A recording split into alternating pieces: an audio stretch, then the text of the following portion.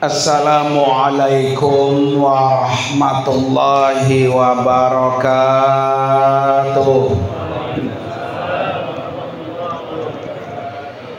Bismillahirrahmanirrahim.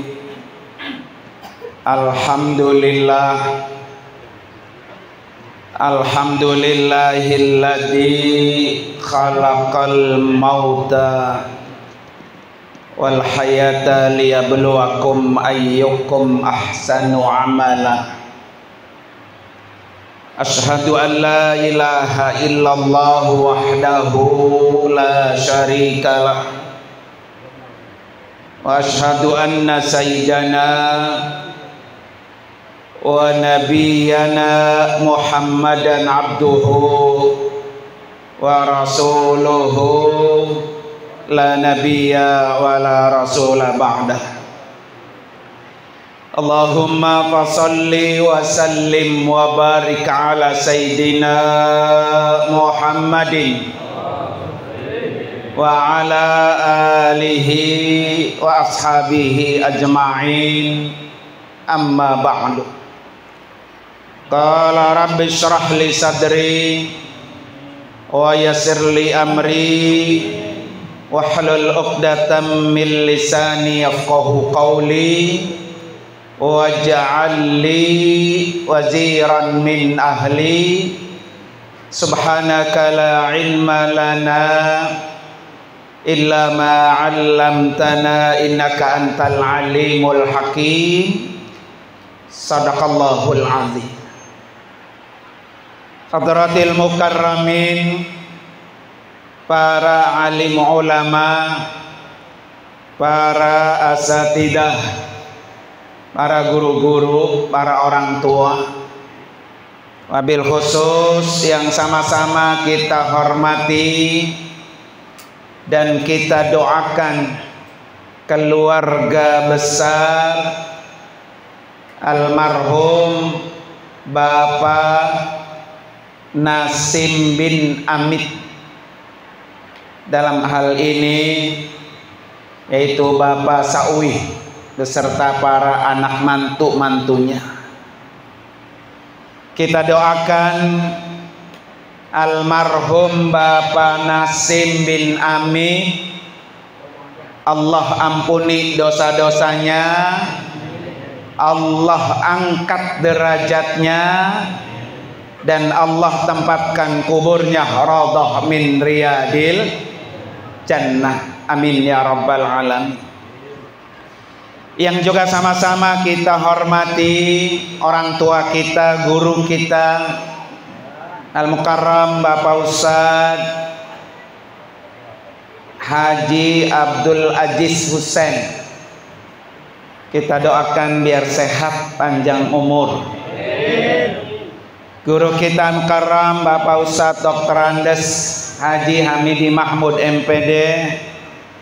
Guru kita Al-Mukarram Bapak Ustaz Haji Salim Botong SPDI, dan guru kita Al-Mukarram Bapak Ustaz Haji Asisuddin SAG, Bapak Ustaz Haji Ali Akbar SAG, Bapak Ketua Musholla Al-Mukarramah Bapak Ustaz Adi, dan juga guru Ustaz Khotib dan para guru-guru yang lain, para orang tua yang lain. Kita doakan guru-guru kita semua biar Allah kasih panjang umur, sehat walafiat. Para bapak hadirin sekalian, jamaah majelis haul yang dimuliakan oleh Allah Subhanahu wa ta'ala. Malam ini alhamdulillah almarhum sudah 1 tahun meninggalkan dunia dan tidak akan kembali lagi. Yang pasti kita semua menyusul almarhum. Nyusul nggak Pak? Nyusul nggak Pak? Tinggal mau cepat apa mau lambat ini ya. Almarhum alhamdulillah beliau mah di alam kubur udah enak, udah tenang, udah dihembuskan aroma taman-taman surga.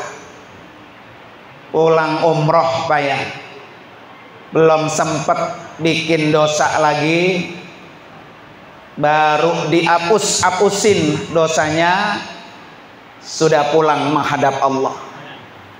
Ini namanya mati husnul khotimah. Ya, kita semua pengen begitu Pak. Makanya ada doanya, Allahumma inna nas'aluka husnal khotimah wa na'udzubika min su'il khotimah. Ini doa jangan ditinggal Pak setiap habis sholat, biar kita matinya mati husnul khotimah.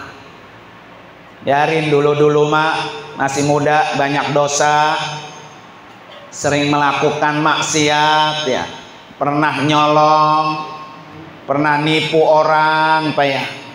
Yang penting ketika mati apa? Husnul khotimah. Karena orang itu Pak dianggap baik tergantung akhirnya. Innamal a'malu bil khawatimi, gitu kata Nabi. Sesungguhnya amal seseorang itu sangat tergantung akhirnya. Kalau akhirnya mati dalam melakukan kebaikan, itu namanya husnul khotimah. Ini almarhum Pak ya, alhamdulillah tinggal dipelihara oleh putra putrinya Pak ya. Dengan apa? Kirimi terus doa, kirimi terus istighfar, kirimi terus sedekah, dan itu yang ditunggu-tunggu oleh almarhum. Ya, kalau anak-anaknya sering ngirimin istighfar, maka almarhum kalau ya di kuburannya disiksa dengan sebab istighfar anak-anaknya, maka siksa kuburnya berhenti. Ya, jadi kalau kita pengen orang tua kita siksa kuburnya berhenti, anaknya jangan berhenti kirimin apa? Doa dan istighfar. Malam ini Pak, malam ini almarhum senang, bahagia karena dikirimin banyak ya, ada yasin, ada zikir, ada tasbih, ada sholawat, ada maulid, ada doa, masya Allah.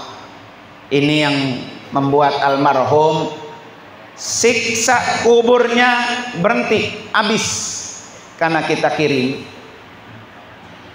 Para bapak hadirin sekalian, yang paling penting buat kita yang masih hidup, apakah kita bernasib seperti almarhum atau lebih baik atau lebih buruk?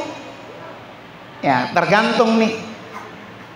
Makanya kata ulama, buat kita yang masih hidup ada 3 yang harus kita selamatkan.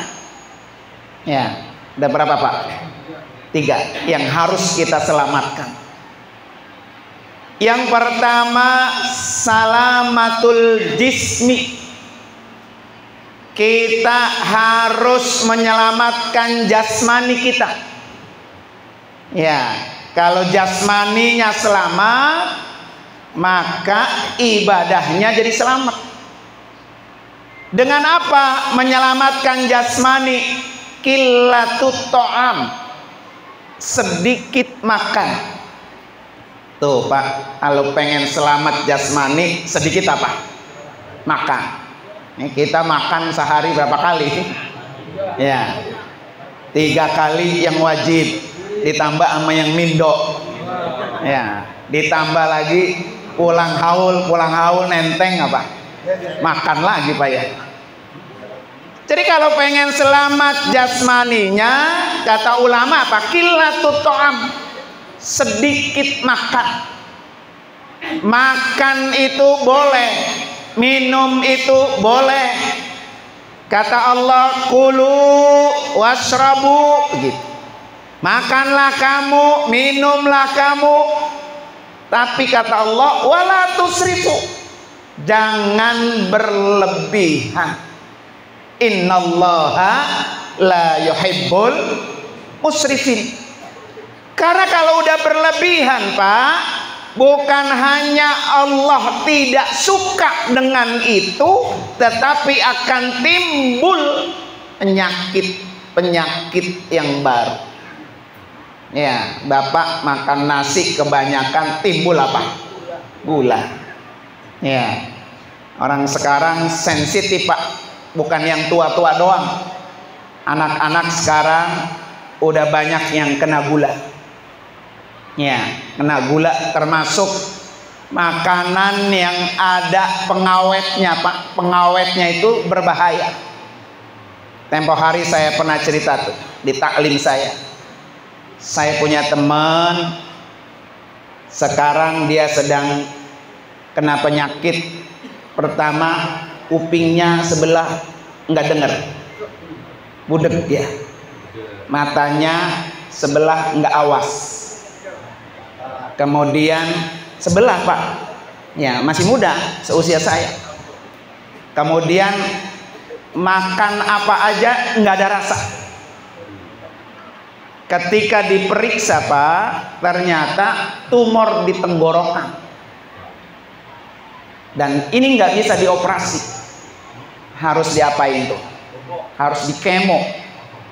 Ya, ketika dikemo, sebelum dikemo kata dokter, giginya harus rapi. Nggak boleh ada yang bolong. Nggak boleh ada yang rusak. Akhirnya dia ke dokter gigi dulu, Pak. Dirapiin giginya karena mau dikemo, 16 gigi harus dicopot. 16, Pak. Lah habis tinggal depan doang. Kayak Petruk ya. Nah, itu. Ternyata ketika dibawa ke dokter, ini apa sebabnya? Ternyata orang ini sering makan ikan asin yang kena formalin, pengawet. Ya, yang sering ikan asin tuh, atau barang-barang yang ada formalinnya. Nah, ya kan? Kata saya begini, saya tanya, lah ini kan buat orang dewasa. Ternyata ketika di rumah sakit banyak, Pak, anak-anak SD, SMP yang kena penyakit yang sama. Ya, penyakit yang sama kena. Karena anak-anak sekarang makan jajanan yang semuanya ada pengawetnya. Dan itu berbahaya.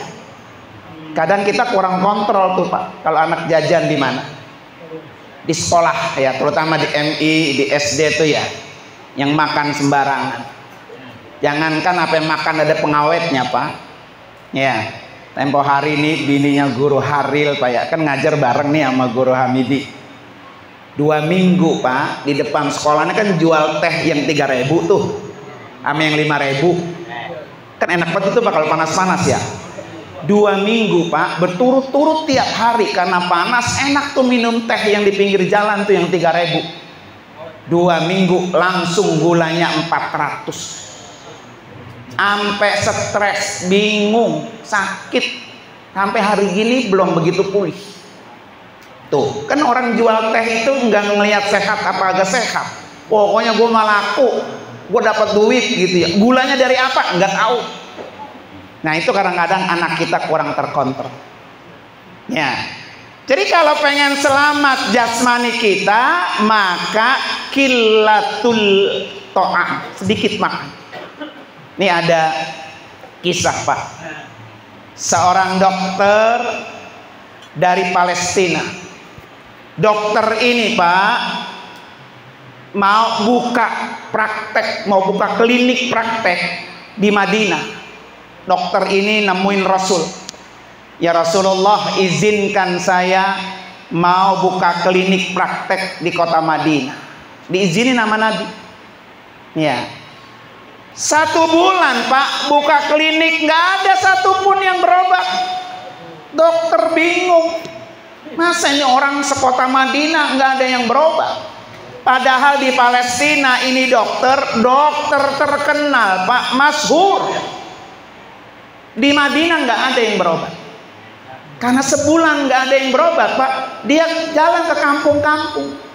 Dia tanya kenapa nggak ada yang sakit. Rumah ini nggak ada yang sakit. Rumah ini nggak ada yang sakit. Akhirnya apa? Kenapa nih kalian nih kampung Madinah ini nggak ada yang sakit? Kata masyarakatnya, kami menjalankan apa yang diperintah Nabi. Kata Nabi, makanlah saat lapar, berhenti sebelum apa? Kalau kita, wah, dihabek aja semua Pak ya. Pisang habis, apa tuh lagi tuh, semangka habis, jeruk habis, ntar mah besek lain lagi. Ya, ntar nyampe rumah nyeduh mie juga. Jadi konsep Nabi itu makan saat lapar, berhenti sebelum apa? Kenyang. Orang itu dokter langsung ke Nabi. Ya Rasulullah, saya izin dah mau pamit pulang kampung ke Palestina. Kata Nabi, kenapa? Apa yang terjadi di Madinah? Ada yang salah buat kamu? Enggak. Orang Madinah sehat semua. Mereka ikutin apa yang Rasul sampaikan. Tuh, gitu Pak ya. Maka ini perut Pak ya. 1/3 buat apa? Makan. 1/3 buat air. 1/3 buat apa? Nafas. Nih kan sampai ke ujung-ujung makan nafas sampai bingung, duduk aja susah. Perutnya saking apa tuh? Samping kekenyangan. Maka kalau selamat jasmaninya, qilatut ta'am. Qilatut ta'am ini Pak bisa diartikan puasa. Sering-sering puasa biar perutnya kelatih ya Pak ya. Kedua, yang harus diselamatkan kedua, salamatur ruh. Kalau tadi jasad kita, sekarang bagian dalam kita. Ruh kita ini Pak yang akan bertanggung jawab nanti di akhirat. Bagaimana cara menyelamatkan ruh? Qillatul asam. Sedikitkan dosa. Ya. Jadi kalau kita punya dosa, nanti yang bisa bertanggung jawab di hadapan apa? Ruh kita, ruh Pak. Ya, jadi buang-buangin tuh dosa. Dengan apa cara menghilangkan dosa? 1, dengan bertaubat. Jadi setiap hari bertaubat, setiap hari meminta ampun. Karena kata Nabi, at-taibu kamalla dan balahu. Orang yang bertaubat sama seperti orang tidak punya dosa. Jadi tiap hari bertaubat Pak. Makanya boleh orang itu sholat sunat taubat digabung Pak sama sholat duha. Mamanya Bapak sholat taubat malam rada susah apa ya bangunnya. Boleh usolli sunnat duha wa taubati rakaataini lillahi ta'ala. Boleh. Karena kita setiap hari juga sholat apa? Duha. Kenapa biar taubat? Kalau hari ini Pak terakhir kita ada di dunia, malaikat Israel menjemput kita dan kita sudah bertaubat, hari ini dosa kita apa tuh? Habis. Ya, itu adalah dalam rangka menyelamatkan ruh kita. Yang kedua, dengan cara apa? Istighfar. Ya, malam ini kita istighfarkan untuk almarhum. Astagfirullahalazim li walidayya walahu. Begitu Pak ya. Ya Allah, ampuni dosa saya, ampuni dosa kedua orang tua saya, ampuni dosa orang yang dihaulkan malam ini. 1 istighfar Pak, itu 1 derajat mengangkat almarhum. Makanya tadi kata Pak Sawi, tiap tahun insya Allah dihaulkan. Ya, dalam rangka apa tuh Pak? Mengangkat derajat. Jadi kalau tiap tahun dihapus dosanya, tiap tahun dihapus dosanya, nanti hari kiamat tiba, kemudian penghuni kuburan dibangkitkan oleh Allah. Ya, yauma idzi yasurunna su'asyatal liyurau a'malahum, gitu Pak ya. Jadi manusia-manusia yang di dalam kubur Allah bangkitkan, kemudian Allah perlihatkan amal-amal mereka. Ternyata almarhum dosanya habis dengan sebab istighfar yang dibaca. Ya, makanya keluarganya jangan nunggu haul doang. Istighfar setiap apa? Setiap hari, setiap hari. Kalau perlu apa? 100 kali tiap hari, Pak. Itu menjadi wirid kita tuh. Nabi aja begitu, Pak ya. Astagfirullahalazim alladzi la ilaha illa huwal hayyul qayyum wa atubu. Nah itu wa atubu tuh. Aku bertaubat kepada Allah 100 kali, Pak. Biarin dah, baru di lisan doang Pak ya, nggak apa-apa. Yang penting hari ini dosa kita habis. Kemudian besok kita istighfar lagi, dosa kita habis. Terus besok begitu Israel datang, habis kita udah nggak punya dosa. Nah, makanya tadi nih malam ini taklim Pak ya. Setiap kita kan pasti masuk kubur. Pengen nggak Pak dalam kuburan kita nggak disiksa? Ya, kita kalau masuk kubur tergantung kita nih disiksa apa kagak. Maka supaya terhindar dari siksa kubur nih, ya terhindar dari siksa kubur, tadi dalam kitab Tanbihul Ghafilin disebutin apa Pak? 1, hafizus sholat, suruh pelihara tuh sholatnya. Kalau pengen terbebas dari siksa apa tuh? Kubur. Lah bagaimana kalau kita sholatnya jarang-jarang? Kadang-kadang sholat, kadang-kadang ingat, kadang-kadang kagak. Bahkan nyaris sering ditinggal sholat. Ya udah pasti orang itu di alam kubur diapain tuh Pak? Habis disiksa Pak ya. Maka kalau pengen selamat dari azab kubur, hafizus sholat.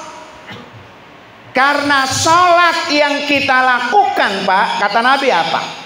Man yuhafizus sholat kanat lahu nuran. Jadi sholat itu akan menjadi cahaya kubur kita. Wa burhanan, sholat itu akan menjadi dalil. Kemudian apa?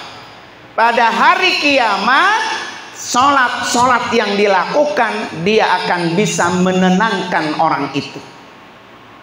Tetapi kata Nabi, wa man lam yuhafiz, kalau orang itu nggak pernah bisa pelihara sholatnya, lam yakun nur, tidak ada baginya cahaya, tidak ada baginya burhan, dan orang itu di hari kiamat akan dikumpulkan bersama siapa?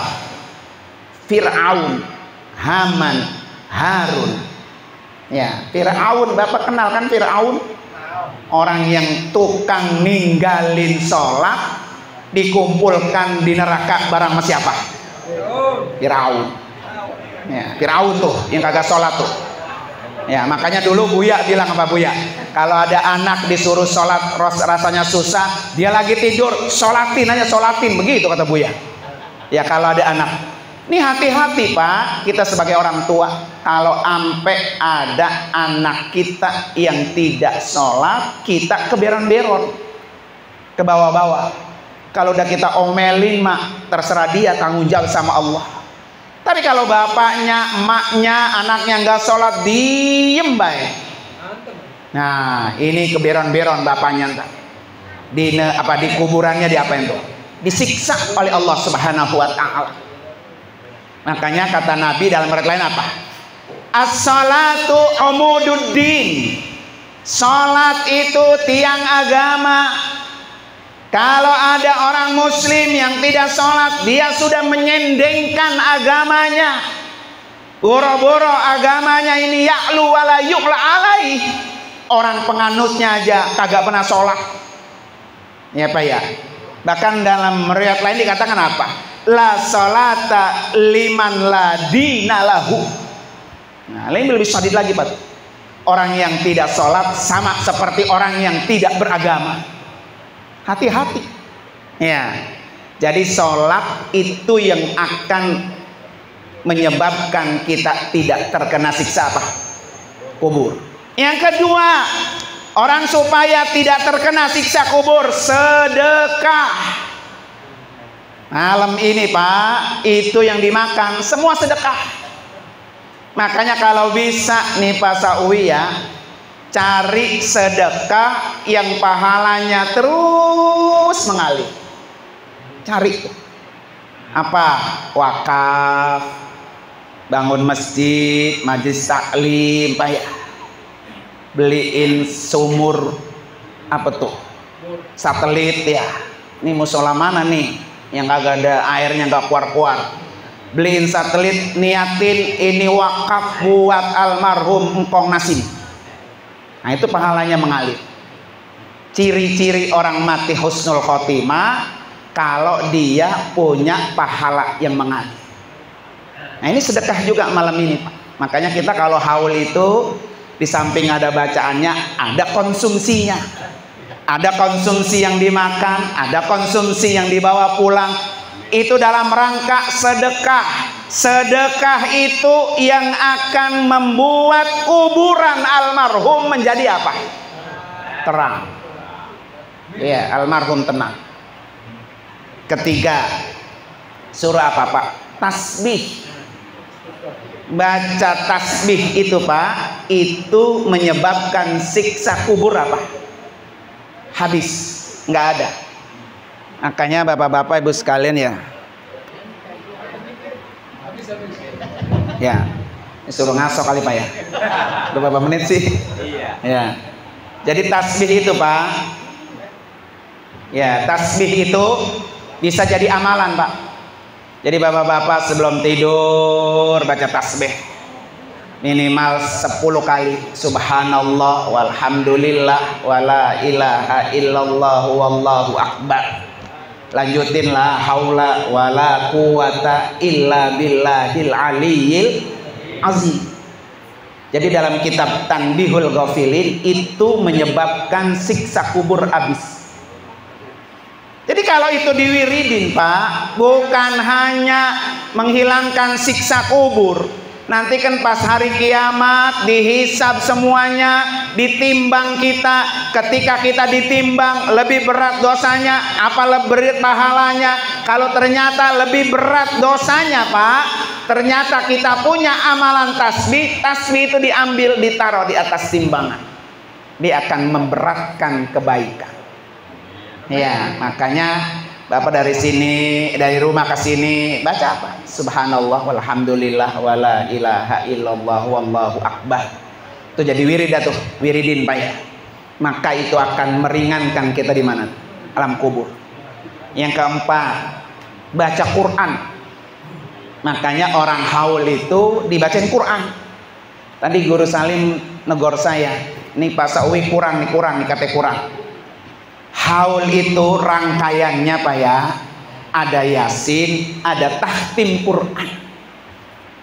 Ada tahtim Quran. Tadi nggak ada tahtimnya katanya. Ya berarti. Tapi dibacain Quran, bacain. Hataman. Belum hatam Guru, boleh jadi. Lah harus dihatamin Pak Sawi ya. Besok dah. Jadi namanya haul rangkaiannya Yasin, Iqra'u Yasin ala amwatakum gitu. Kata Nabi, bacain Yasin buat orang-orang yang sudah mati.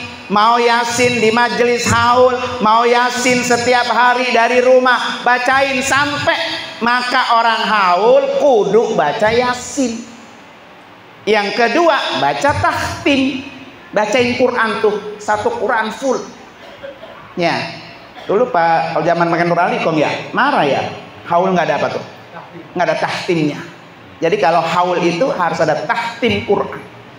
Ternyata sesuai dengan kitab Tanbihul Ghafilin Pak, yang bisa meringankan orang dari siksa kubur itu adalah bacaan Al-Quran. Ya, maka tadi walaupun gak tahtim baca kulhu udah 3 kali. Kan baca kulhu 3 kali sama dengan apa? Sepertiga Quran. Nah, sepertiga Quran Pak ya. Nah, boleh dah, iya. Tapi masih kurang gede ini pahalanya yang disampaikan ya. Jadi baca apa ya? Qiraatul Quran. Nah, itu yang harus dilakukan oleh orang-orang yang sedang haul Pak ya. Mudah-mudahan ini menjadi pelajaran buat kita yang masih hidup. Ya, kita warisin anak-anak kita nanti nih kalau gua mati jangan lupa nih gua dihaulin tiap tahun. Kalau anak-anaknya perlu, maka anak-anaknya nanti dari anaknya Pak Sawi juga akan perlu. Kalau Pak Sawi mati, oh iya dulu bapak gua sering haulin kong gua, maka cucu-cucunya ikut juga jadi apa tuh? Haul. Jangan sampai dari anak dihaulin pas cucu apa? Ngapain si haul buang-buang duit baik, kata begitu Pak ya. Nauzubillah, jangan sampai. Tuh, yang ketiga Pak, yang harus kita selamatkan apa Pak? Salamatud-din, menyelamatkan agama. Ini wajib Pak hukumnya kita. Biar kita mati dalam keadaan beragama Islam. Udah nggak boleh tawar-tawar ini Mak. Sesuai dengan firman Allah, wala tamutunna illa wa antum muslimun. Pokoknya kita mati dalam keadaan beragama Islam. Orang kalau matinya dalam keadaan beragama Islam, ini udah pasti husnul khotimah. Maka ada husnul khotimah amma, ada husnul khotimah khassa, ada husnul khotimah khassatil khassah. Kalau ibarat naik kereta Mak, kereta reguler, kereta ekonomi, kereta apa? Eksekutif ya. Ada kereta apa? VVIP. Kita mati pengennya yang husnul khotimah aja, apa husnul khotimah khassa, apa husnul khotimah khassatil khassah. Ya. Kalau yang matinya husnul khotimah ammah, dia mati dalam keadaan beragama Islam. Ya. Tapi kalau naik Pak, peringkatnya sedikit lagi, husnul khotimah khassa, matinya dalam keadaan VIP, kelas VIP Pak. Yaitu mati orang yang sedang melakukan kebaikan. Lagi baca Quran mati, lagi tahlil gini apa? Mati. Lagi sholat apa? Mati. Ya, lagi ibadah mati. Mudah-mudahan almarhum pulang umroh matinya husnul khotimah apa? Khassah. Kelasnya kelas VIP Pak. Jangan sampai nauzubillah Pak ya, mati lagi main apa? Judi. Mati lagi ngancong rumah apa? Janda mami ya. Nah, jangan sampai. Ya. Makanya yang kita kejar Pak, ilokan nih, ilokan yang kedua nggak bisa. Mati lagi sholat nggak bangun lagi, mati lagi zikir nggak bangun lagi, alhamdulillah, itu namanya mati husnul khotimah kelas VIP. Ya, khassah. Tapi kalau dia mati husnul khotimah khassatil khassah VVIP, luar biasa itu Pak. Nggak bisa kita Pak, nggak bisa. Apa ciri orang mati kelas VVIP? Dia udah tahu kalau dia besok mau mati. Ada kita begitu? Nggak ada Pak, nggak ada. Ya, bisa ada Pak kalau kita deket banget dengan Allah. Kita dikasih tahu besok lu mati. Nah, enak dah tuh ya. Kalau Pak Sawi dikasih tahu, Pak Sawi kata Israel sebulan lagi lu mati.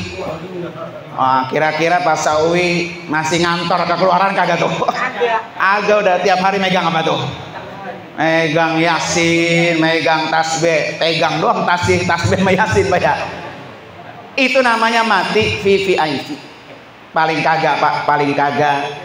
Allahumma khtim lana bil Islam, wakhtim lana bil iman, wakhtim lana bil khair. Nah paling kagak itu tuh. Ya Allah, tutup ajal saya dalam keadaan melakukan kebaikan. Ya, paling kagak itu tuh. Bagaimana Pak cara menyelamatkan agama? Satu, dengan sholat. Dua, menyelamatkan agama itu dengan apa? Bikasrati as-salawati khairil anam. Banyak-banyak menyebut orang yang paling terbaik, yaitu Rasulullah.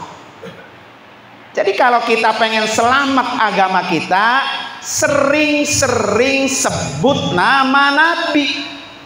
Dengan apa? Bersolawat. Orang yang sering bersolawat, kata Nabi, kana akrabahu minni manzilatan. Orang itu nanti hari kiamat paling dekat kedudukannya denganku. Pada hari kiamat adalah orang yang sering bersolawat untuk Nabi. Bayar.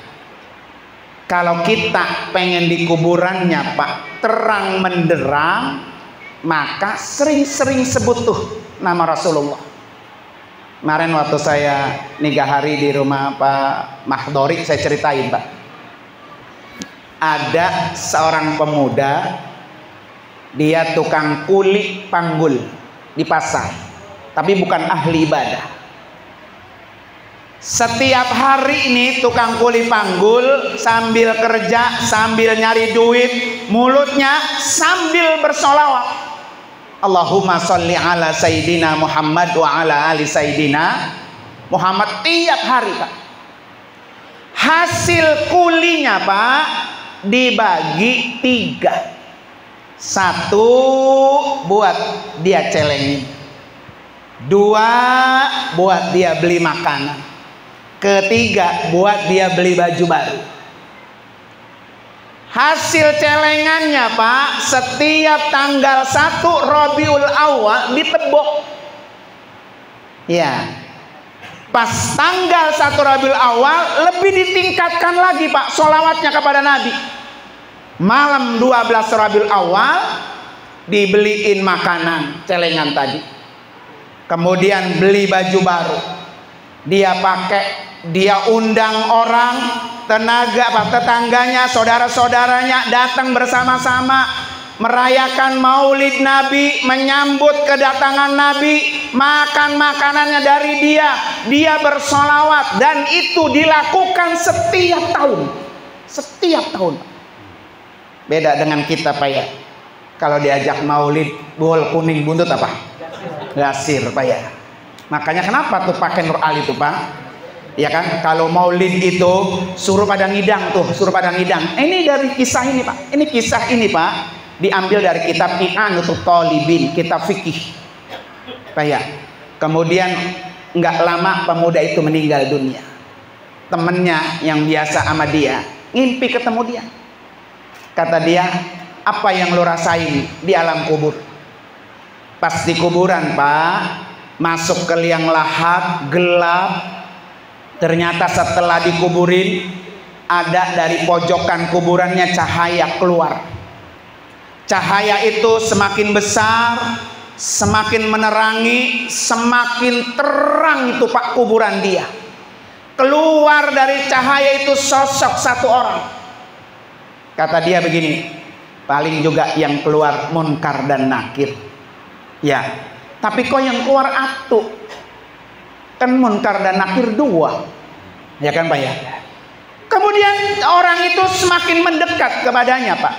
Udah tampan, bersih, harumnya, wanginya, masya Allah Pak, bercahaya. Orang itu bertanya, siapa kamu? Saya ini adalah orang yang setiap hari namanya engkau sebut-sebut. Saya ini adalah orang yang setiap tahun kelahirannya engkau peringati. Engkau keluarkan biaya, engkau ajak orang untuk makan bersama, engkau sambut kedatangan saya dengan baju baru yang engkau siapkan. Saya adalah Muhammad Rasulullah. Datang Pak dia ke kuburan. Ada apa ya Rasulullah? Saya sudah minta izin sama Allah. Kata Nabi itu, ya Allah izinkan saya sebelum Munkar dan Nakir menemui umat saya ini, izinkan ya Allah saya terlebih dahulu.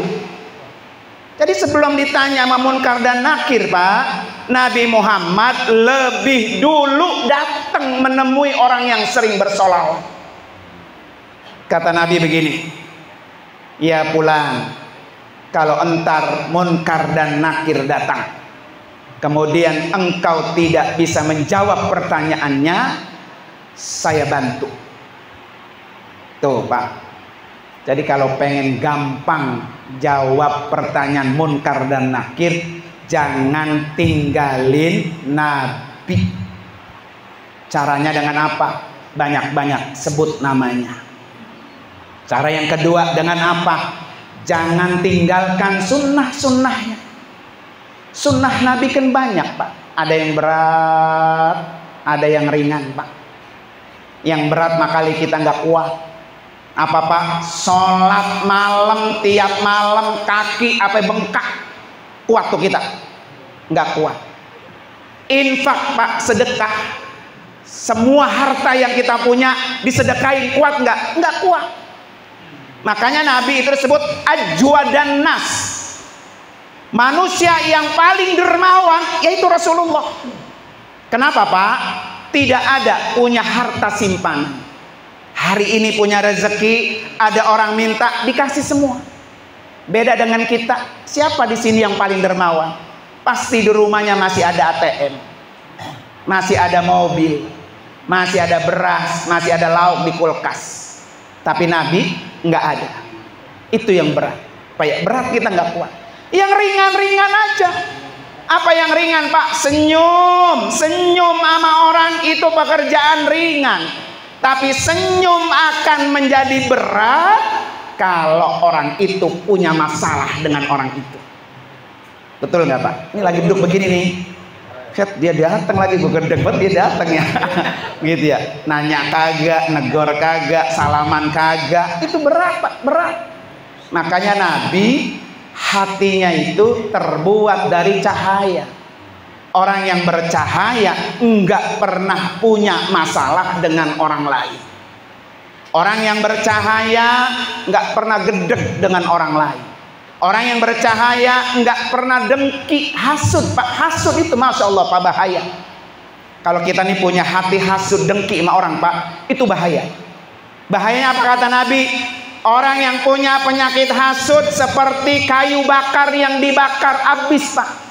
Sering sholat berjamaah, sering infak, sering berbuat baik, sering hadir tahlil, hadir haul, tapi hatinya masih dengki sama orang, masih hasud sama orang, habis Pak, nggak ada pahalanya.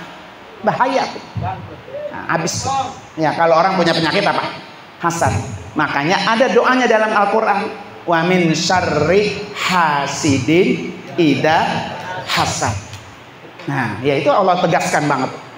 Nah, para bapak hari sekalian, mudah-mudahan ya kita bisa menjaga 3 keselamatan buat kita. Ya, terutama jangan lupa sering-sering menyebut nama Rasulullah. Makanya dalam haul itu kayak ada yasin, ada tahtim, ada zikir, ada maulid. Ya, maulid ini jangan sampai ditinggalkan. Karena kenapa? Karena Nabi yang datang, yang hadir nanti akan dikenali Nabi. Yang di kuburan pun akan dijemput sama Nabi, dan kita akan dikumpulkan bersama Rasulullah Sallallahu Alaihi Wasallam. Mudah-mudahan ada manfaatnya. Mari sama-sama kita baca suratul Fatihah khusus untuk almarhum Bapak Nasim. Ya, wa usulihi wa furu'ihi kiramil Fatihah. A'udzubillahi minasyaitonir rajim. Bismillahirrahmanirrahim. Alhamdulillahirabbil alamin arrahmanir rahim maliki yaumiddin iyyaka na'budu wa iyyaka nasta'in ihdinas siratal mustaqim siratal ladzina an'amta 'alaihim ghairil maghdubi 'alaihim waladdallin amin. Terima kasih dan mohon maaf. Hadanallahu wa ikum ajmain. Assalamualaikum warahmatullahi wabarakatuh. Waalaikumsalam.